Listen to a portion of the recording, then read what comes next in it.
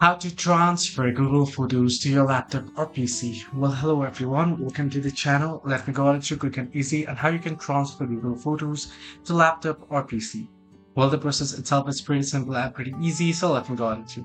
To transfer Google Photos, you want to head into first on your browser and head into photos.google.com. If you have Google Photos installed, then you can open up the app as well. If not, you can head into your browser and search in for Google Photos. And once you do so, you'll get the sign in option. Click on sign in and you'll be signed in right away once you enter in your credentials.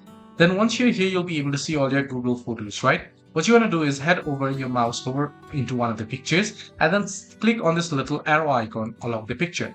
Then you'll be able to select multiple pictures. Once you select multiple pictures that you'd like to download, what you can do is you can simply go ahead and proceed and select all as well.